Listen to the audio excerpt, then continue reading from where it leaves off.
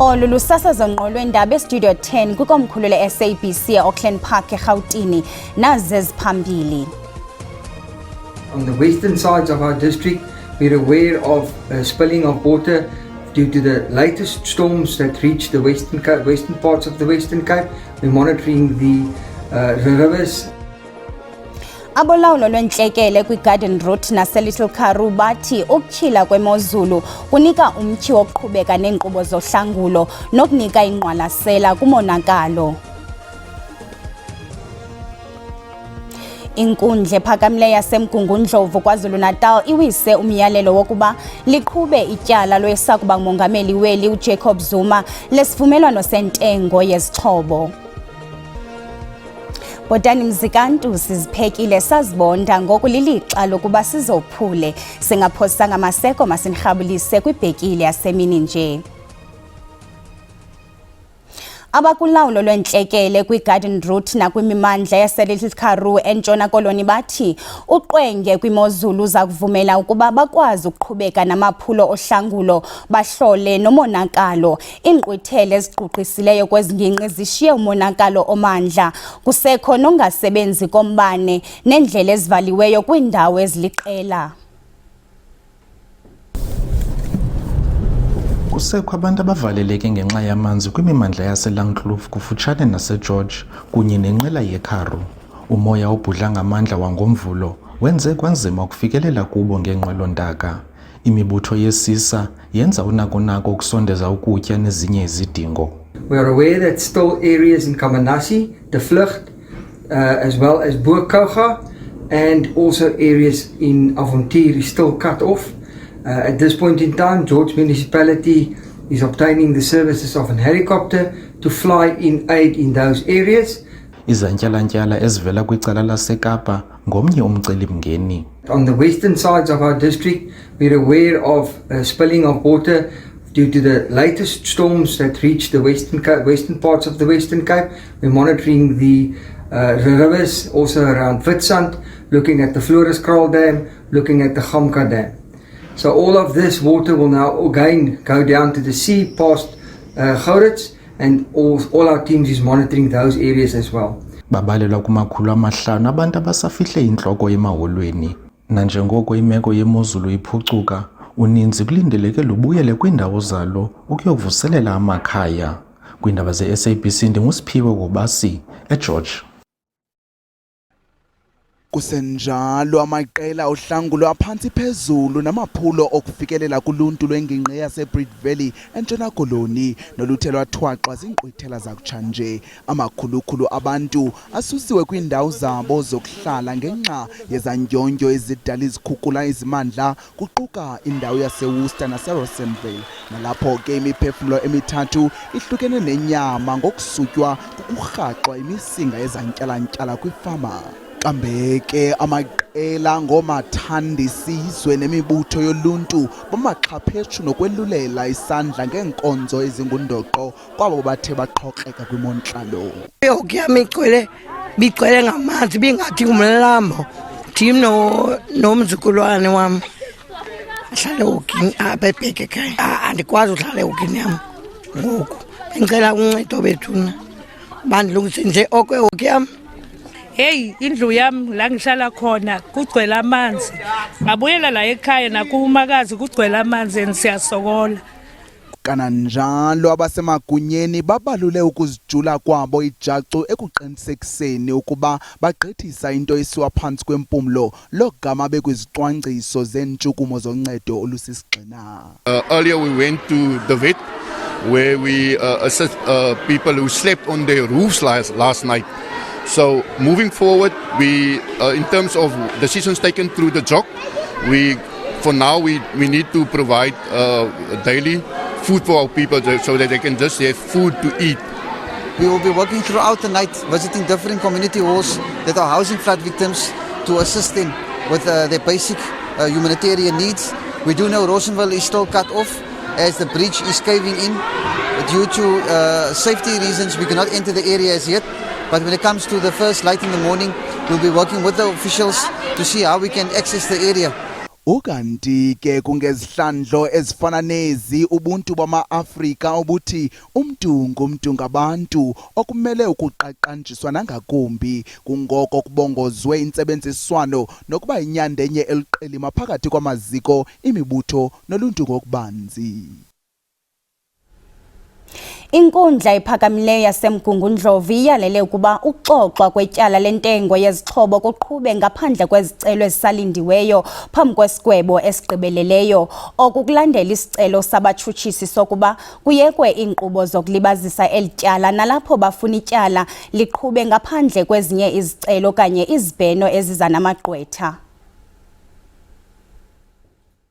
Usuku olubalulekile kakhulu lolu kumbuso emva kokuthi inkantolo ephakeme yaseMgungundlovu ijaji uNkosinathi Chili enqume ukuthi icala uqula kwecala libhekene nalowo emongameli wakuleli umnumzana uJacob Zuma kanye nalabo asolwa nabo inkampani yaseFrance iThalès aliqhubeke ngonyaka ozayo. Lokhu kulandeleka isicelo esasifakwe umbuso sibizwa ngokuthi iStop Stalingrad nala umbuso wawucela ukuthi ke ukuqulwa kwaleli cala aqhubeke yize kukhona ezinye izicelo ezifakwe yilowo owayengumongameli wakuleli umnumzane uJacob Zuma nala ebezama khona ukuthi amise noma ahoxiswe lamacala. Lo suku libaluleke kakhulu ke kumbuso njengoba ke uthi ke sebezokwazi ukuthi ke leli uqulwa kwaleli cala ekuqhubeka. Sokhumbula ukuthi ke leli cala laqala ngonyaka ko-2000 kwaku-2003 lapho umnumzane uJacob Zuma eqala ukubekwa lamacala lathi ukuqhubeka ke lamiswa ngo-2007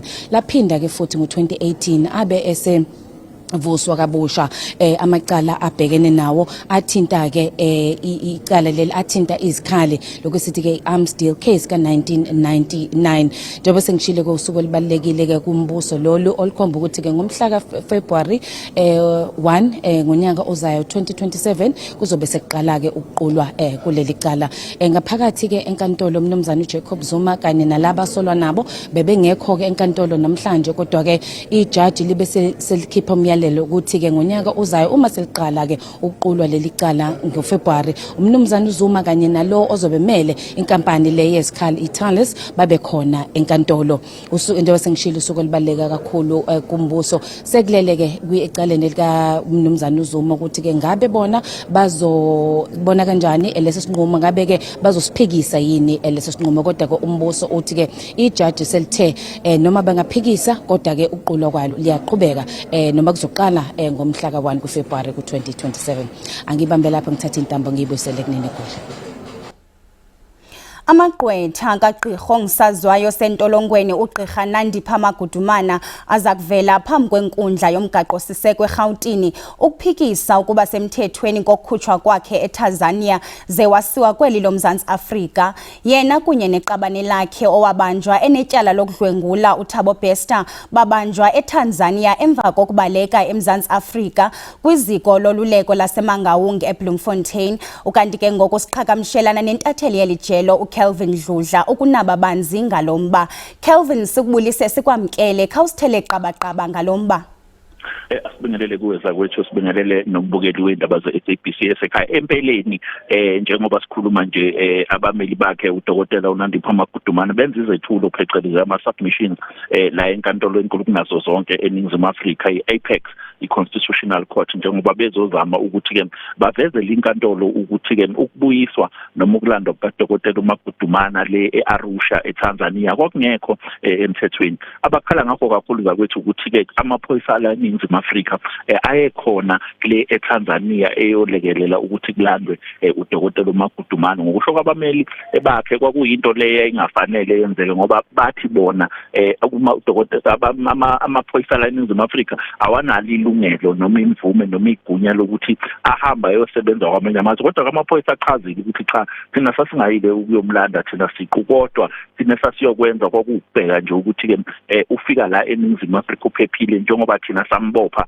sesimbopha esengapha eNingizimu Afrika. Izethulo ke ziyaqhubeka ukwenziwa njengoba ke abameli bakhe bezama ngayo yonke indlela ukutshengisa ke inkantolo ukuthi ke okwenzeka kwakuhambene nomthetho sisekelo wezwe. Kanti uzokhumbula ukuthi leli cala zakwethu aliqali la lisuka le nkantolo yokudlulisa kweinqumo zezinye inkantolo izolo kuyi-Supreme Court of Appeal eBloemfontein nokuyiyona eyagcina ibachitha amajaji ayehlezi elalele lelo cala ayi-4 awu-3 bachitha eyodwa eliyodwa ijaji lavumelana nabi lokho abameli bakhe abahleli kukho kanti njengoba sikhuluma nje izethulo ziyaqhubeka ke njengoba ke amajaji ala eConcord wonke o8 ehleli phecelezi ababiza ngokuthi full bench belaleleke lezi zethulo asazi ukuthi ke mhlawumbe iyozala nkomoni kodwa ke silindile siyiziko lendaba ze-SABC lokho sihleli kusukela ekseni sizobalazisa ababukeli bethu nabalaleli ukuthi ke yini eyenzekayo kodwa ngoti bezomthetho bathi kungenzeka ukuthi namhlanje singakhishwe isinqumo sigodle njengoba amajaji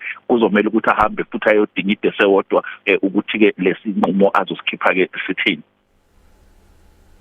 Sibambe ngazibini ke kuKelvin kwalapha ezindabeni. Igosa eliphezulu kwibutho lokhetshe uLieutenant Colonel Nkwana Joseph Sibola lixelele ikomishoni kaMadlanga ngegalelo lalo kwiphule lakhokhelela ekubhaqweni kweziyobisi zecocaine kwindlu enguvimba eErton eGauteng ngoJulayi ka-2021 kodwa kuqala masithuma umntwana evenkileni.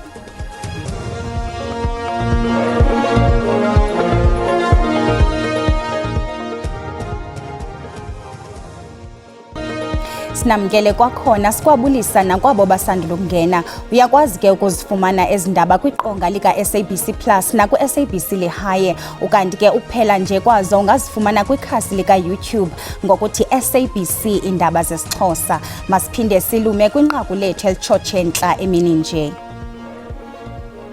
Abakulawulo lwentlekele kwiGarden Route nakwimimandla yaseLittle Karoo eNtshona Koloni bathi uqwenge kwimozulu uza kuvumela ukuba bakwazi ukuqhubeka namaphulo ohlangulo bahlole nomonakalo. Igosa eliphezulu kwibutho lokhetshe uLieutenant Colonel Nkwana Joseph Sibola lixelele ikomishoni kaMadlanga ngegalelo lalo kwiphule lakhokhelela ekubhaqweni kweziyobisi zecocaine ezinobunzima obuyi-715 kilograms zixabisa imali kuma-300 ezigidi zerandi ezabhaqwa kwindlu enguvimba eErton eGauteng ngoJulayi ka-2021. OkaSibola uthi walithabathela kuye ulawulo lwendawo yesiganeko emva kokuxelelwa kwakhe ngeliphulo. uLieutenant Colonel Sibola uxelele ikomishoni kaMadlanga ngalentsasa ukuba wanqala ngqo ku-warrant officer Marumo Magano wayehleli kwibhaki yamapolisa ekwakulayishe kuye ingxo ezimnyama kuyo. Ikomishoni iphanda ukuba kwenze kanjani ukuhamba kwezinto ngendlela ekungasiyiyo ekubhaqweni kwezeziyobisi into leyo yakhokhelele kubanjweni kwamapolisa amaninzi ngenxa yenkxalabo yongaziphathi kakuhle kunye nentsolo zolwaphulomthetho ngaphakathi emapoliseni. Ejikwa-jikwa ngemibuzo ngumkomishinala uadvocate Sandile Khumalo uLieutenant Colonel Sibola uthe I then approached Sergeant Ndo and he confirmed to me that the person driving a black Nissan buggy loaded with black sports bag was leaving, and he then blocked him with the parked police buggy. And I approached the driver of that black Nissan who was seated in the buggy and identified himself and to me as Warrant Officer Morana. When you say he was leaving, just be clear, do you mean the buggy was driving away? The buggy was driving out of that scene. So in other words, it was leaving the place where it was leaving parked. the place. Yes. That is the reason why he blocked. Then he called. I understand that is when he called Rekhozo and others. So is it your understanding that if the police van had not blocked the black buggy would have left the campus where the scene was? That is correct, Commissioner. Isaqhuba ikomishoni kaMadlanga.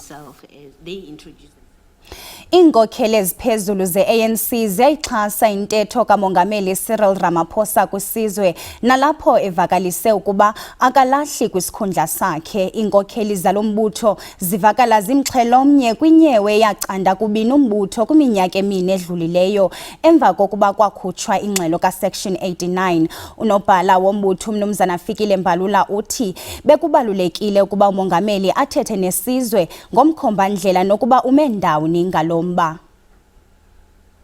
I-ANC imxhasa ngokupheleleyo umongameli wayo ngokubonakalisa igunya lakhe kumbutho nanjengenkokheli yelizwe. Mongameli Ramaphosa uyibeke yacaca ukuba akazukulahla ngenxa yenyewe yephalaphala ebuyiselwe eParlamente kwikomiti yoguzulo lukamongameli. I-NEC ekhethekileyo ye-ANC idle imbado ngesigwebo senkundla yomgaqo-siseko engekho Mongameli Ramaphosa nesekela lakhe Mnumzana Paul Mashatile. The officials agreed with the president about that. The president did take us into confidence about that particular matter and what factors did he consider before he actually make that particular pronouncement. And we will we will outline all the factors that we believe that the president was correct in pronouncing on whether or not he should stay or go. And in this particular instance, we believe it was good for the president to do that in the best interest of South Africa and stability of our country. As there was nothing that, in terms of the judgment, warranted the president to resign. Kungoku inkokheli ze-ANC ndawonye nomongameli zizimisele kuyilwa ingxelo ka-Section 89 ngephalaphala de kube sekugqibeleni. There are no daggers out for the president to resign. There are opportunistic elements in this regard in our society who have jumped into the calls that the president, and you know, that is not something new. Ikukula le-ANC namhlanje liza kufumana umyalelo ongqingqwa kwikomiti yesigaba solawulo apho onke amalungu eParlamente kulindleke alandele umkhombandlela wombutho. Sele liqalile kambe inkqubo zokuseka ikomiti yophando ngokuguzulwa kukamongameli. I-Arhente yesizwe yophuhliso lolutsha i-NYDA ihlaba ikhwelo lokuba zonke inkonzo ezincedisa ulutsha ekufikeleleni kumathuba emisebenzi zingawafaka amaxabiso emali yedatha koko yenziwe ibe simahla. Oku kuzana njengoko le Arhente isithi iindleko zoqhagamshelwano ngoyena mqobo othintela ulutsha ekubeni luthathe inxaxheba kuqoqosho lweli. Elikhwelo likhawulelana nolutsha lenziwe ngethuba kuphehlelelwa ngokusesikweni isikhumbuzo seminyaka engama-50 yomvukelo wolutsha lwango-1976 eSoweto. Umphathiswa kwiofisi kamongameli abasetyhini ulutsha kunye nabantu abakhubazekileyo uSindisiwe Chikunga uphehlelele ngokusesikweni inkqubo yesizwe njengenxalenye yenyathelo likarhulumente lembali yenkululeko ejoliswe ekugcineni ilifa lolutsha lonyaka ka-1976. We encourage young people to participate in our NYS program. There we teach them about different things, patriotism, civil education, and all those particular things. But the reason why young people of this particular generation are not participating is because they're despondent, they're unemployed, they're poor, they're living below the poverty line. Some of them don't even have data to know of those particular processes because majority of them, they're posted online. And data in South Africa is very expensive. Young people don't afford that.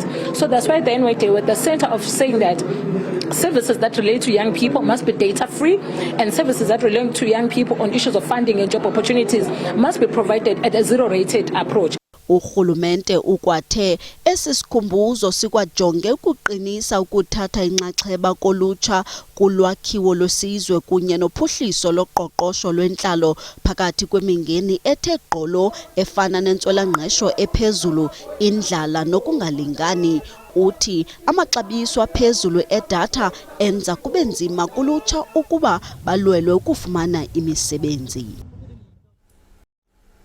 Uhlanga lophango okuphindwa nto zakuthi sithi xha kuloo ndawo kodwa ke siyabuya kwakhona ngentsimbi yesixhenxe ngokuhlwa. Hlangabezana ogxa bethu ngecala emva kwentsimbi yesihlanu beniphakela indaba ngolwimi lweSiswati. Desidibane kwakhona kamnandi nto zakuthi.